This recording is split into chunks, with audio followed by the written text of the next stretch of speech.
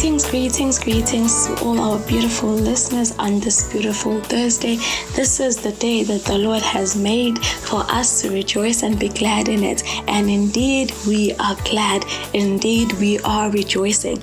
Welcome to Empowerment Podcast. Welcome to Living a Victorious Life, where we use the Word of God to equip, inspire, and empower you to live victoriously.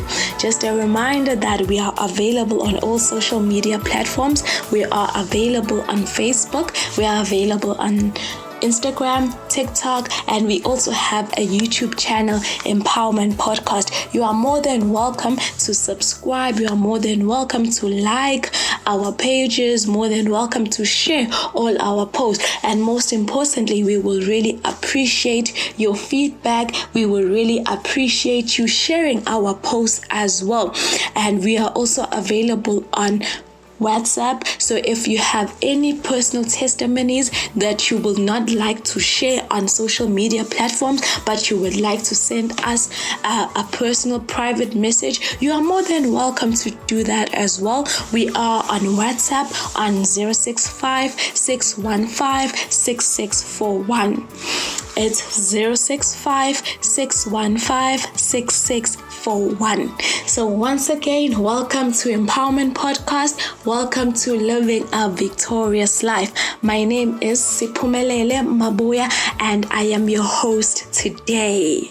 I'm very excited to be talking to you once again. We are continuing, and today is our last day of being victorious in relationships. So for the past 2 weeks, we've been talking about being victorious in relationships. I'll just summarize for those who might have missed last week's show, and I will also encourage you to go back and listen to it, because we did cover quite a lot of details about relationships. We were looking at the first relationship in the Bible.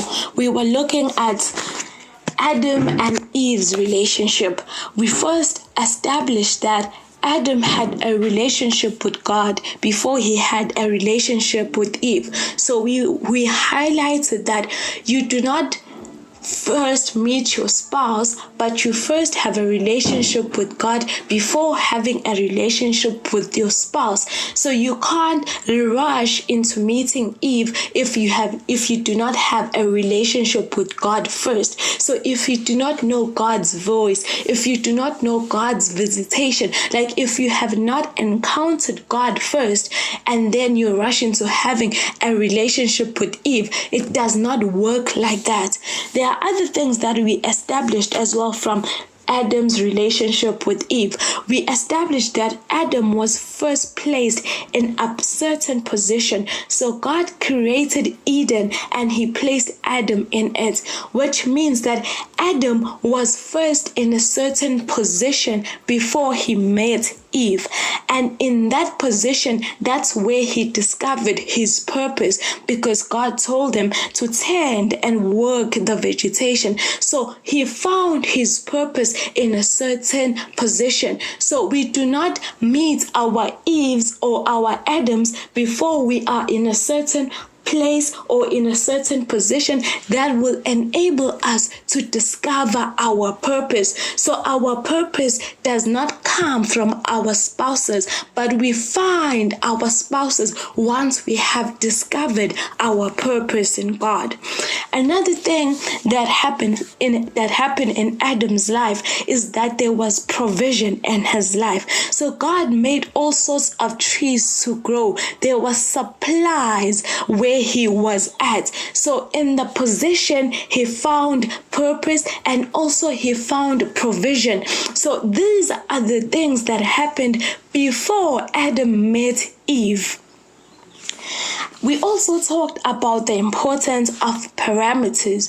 In the Garden of Eden, we find that God tells Adam and Eve that they could eat from every tree, but not from one tree. So it means that God was telling them that it is important to have parameters. It is important to have boundaries. There's something that Paul says in the Bible. He says that all things are permitted, but not all things are beneficial for us. So some things might not be wrong, or they might not be a sin, but they might not be beneficial for us.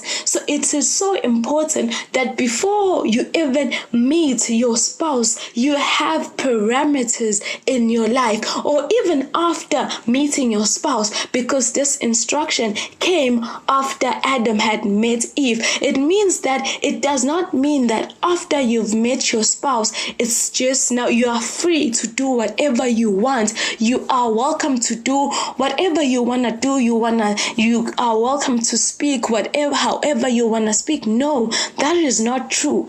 Everything may be permitted, but not everything is beneficial to you. So it's so important that we maintain parameters. It's so important that we have boundaries in our relationships. We also talked about the importance of identity. We find our identity before we meet our partners. We get to know who we are before we bring someone into the picture. We don't come as a 50% human and then the other person comes as a 50% human and then we are 100%. No, I come as 100% human into a relationship, and the other person comes also as 100% being, and then we work from there. So it is so important that we get to know ourselves, we get to know who we are, who we stand for, we get to know our values, we get to know our strengths, our weaknesses before we even engage in a relationship. We also talked briefly about gender roles, how Adam is the leader and Eve is the helper. But being a helper does not mean that Eve was inferior to Adam. No, it just means that they are different, but they are equal. Us being equal does not mean that we have to be the same. We can still be different, but still be equal. We can be different and we don't need to be abusing one another. We said that in order for Eve to be able to help Adam, Adam needed to have a vision. Adam needed to have a purpose. You cannot bring a woman into your life if you have no direction, if you have no vision, because you are going to frustrate that woman, because she has been designed by God to be a helper. She has been designed to be a suitable helper to you. I remember I once read a quote that said, "It's so easy to love a woman that submits to you, and at the same time, it's so easy to submit to a man that loves you." What does that mean? It means that when a woman does her role fully of submitting to a man, it is easy for the man to love her.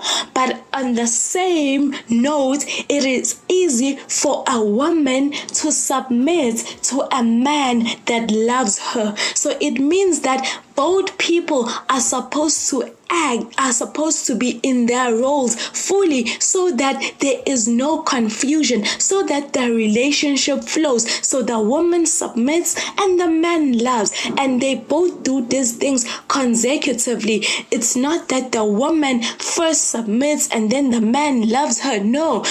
When the woman is submitting to the man is also loving to the woman. So in that way, everything just flows.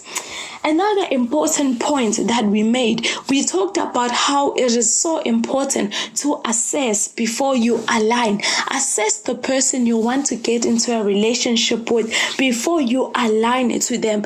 We said that in order to assess if a relationship is good for you or is wrong for you, you should check the change that is happening to you. Are you changing for the better, or are you changing for the worse? Are you developing good habits, or are you developing bad habits? Because if a relationship causes you to be to be a rebellious person. It causes you to talk back to your parents. It causes you to fight with your parents. That might be a sign that you are in the wrong relationship. So we said that it's okay for you to change, but don't change for the worse. Change for the better, because a good relationship will always lead you to change for the better. But today we are continuing, and today is our last day on that series. Today I want us to talk about maintaining a relationship. So if you want to listen to last week's episode, you are more than welcome to listen to it and provide us with your feedback. We received a lot of feedback from last week. Most people enjoyed last week's show, and we are very grateful that we were able to impact so many people. So today I want us to start by imagining a cross. Imagine a cross. So now there's a horizontal line and there's a vertical line. Let me start with the vertical line. The vertical line symbolizes the relationship that I have with God. So it symbolizes the relationship that man has with God. And then the horizontal line symbolizes the relationship that one has with fellow human beings.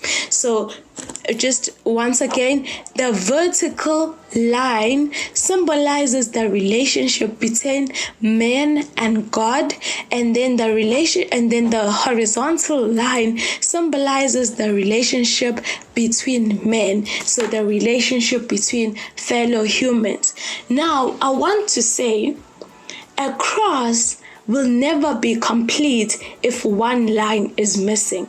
So if only the vertical line is standing, that is not a cross. If only the horizontal line is standing, that is not a cross. So even when it comes to a person's relationship life, you will never be a fully healthy person relationship wise if you do not have a healthy relationship with God, and then you have a really healthy relationship with men. That's how you will progress in life. That's how you will succeed in relationship. You first need a relationship with God, and then you need a relationship with fellow humans. And that is what we established. First thing we established from Adam was he had a relationship with God, and then he had a relationship with Eve.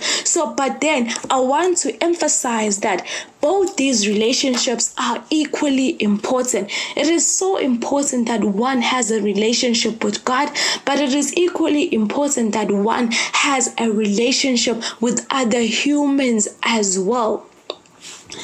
The Bible tells us that Jesus grew in favor with God and in favor with men. What does that tell us? He grew in favor with God, vertical line, and then he grew in favor with men, horizontal line. What is that? That is a complete cross. So also us, when it comes to us, we need to grow in our relationship with God and also grow in the relationship we have with humans. But we cannot focus on the one and neglect the other. Both these relationships are equally important. I also want to begin by sharing the story of the wedding at Cana that is found in John 2. It is a common story. So now the Bible tells us that Jesus was invited at this wedding. He was with his mother and disciples. The Bible tells us that the wine ran out, and it says that the mother of Jesus said to Jesus, "They have no wine."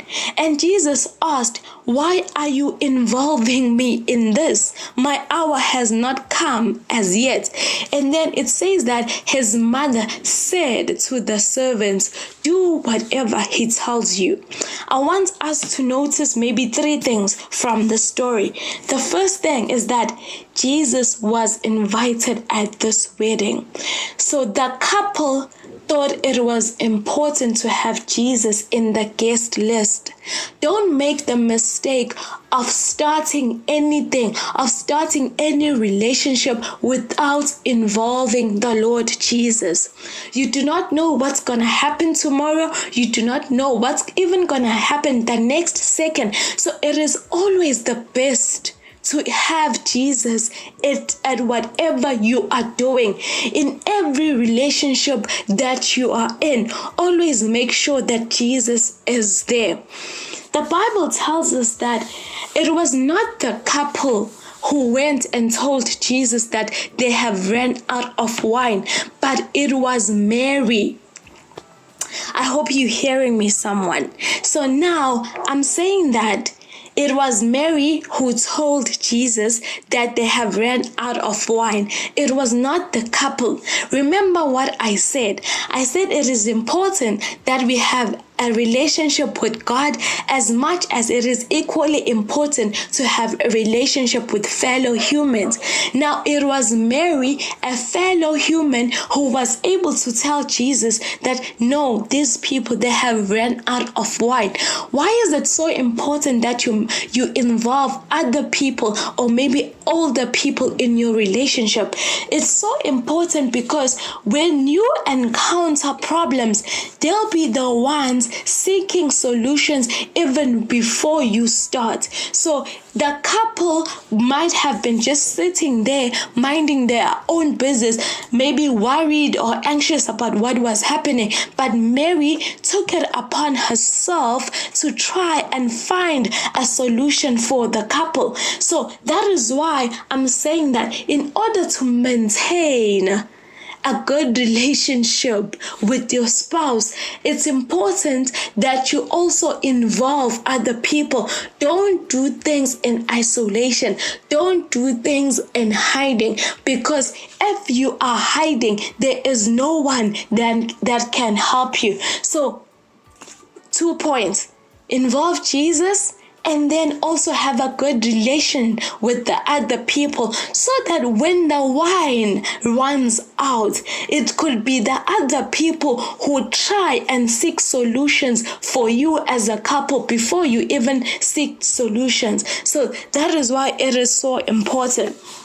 Now, I want us to talk about consistency, commitment, and communication, the 3 C's. It is so important that we are consistent in the way we show love, or it is so important that we are consistent to the people that we have said that we love. If I say that I love someone, I need to understand that tomorrow, even if I see that person not in the condition that I saw them today, I still need to love them.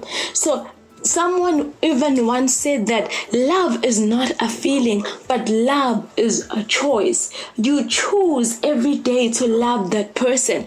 Always remember that without consistency, there can be no relationship. You need to be consistent in the choice. You can't say today I love this person and tomorrow you love another person. No, be consistent in the love that you have chosen.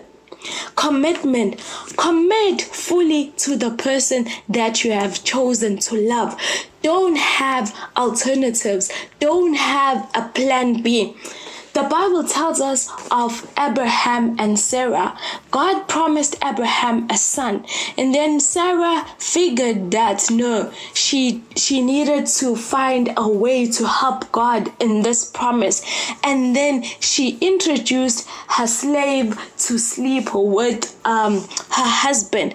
Now, when it comes to commitment, it means that even when it doesn't make sense, we are not involving another person. You are not involving your maid servant in this relationship. You are not involving your friend in this. You are committed to this person, and it's only through this person that you will receive whatever you need or whatever God has promised you. So in this generation where we think that we can just dump people. No, that's not how love works. Love is committed. Paul even says that love covers a multitude of sins. So love means that you have to be committed to the person that you have decided to love. Last thing is communication. There is absolutely no way that one person can know how you feel unless you communicate it. There is absolutely no way that a person can know that you need certain things unless you communicate it. Talk about how you feel. Talk when you are not happy. Talk when you are happy. But make sure that communication is consistent. Make sure that you communicate throughout, because the more you communicate, the more you get to know your spouse, the more you get to know your partner, and the more you know your partner, the easier the relationship becomes. So this is what we are talking about today. We are talking about the 3 C's in order to maintain a relationship. Be consistent in showing love, be committed to showing love, and then communicate everything. Communicate about everything as well. So as I end, I want to conclude by saying, oh no man, nothing but love. Don't forget that a relationship with God is so important. It is the foundation of everything. But also equally important is the relationship you have with other humans. Make sure that your cross is a real cross. Don't have a vertical cross. Don't just focus on the relationship you have with God only. You also need to have a healthy relationship with other humans. Next week, we will be beginning another series. I hope you enjoyed today's show. You are welcome to send us your feedback on all our social media platforms. From me till we meet again, don't forget to even listen tomorrow. We have Pioneers of Greatness with Uzoe, and then on Saturday, we have Youthful and Impactful with Younger the MC. And then on Sunday, we end the week with Soulful Talks with Tandazani Zulu and Nokbonga Mkabela. Thank you so much for listening. I love you all. Have a blessed day. More grace and more favor upon you.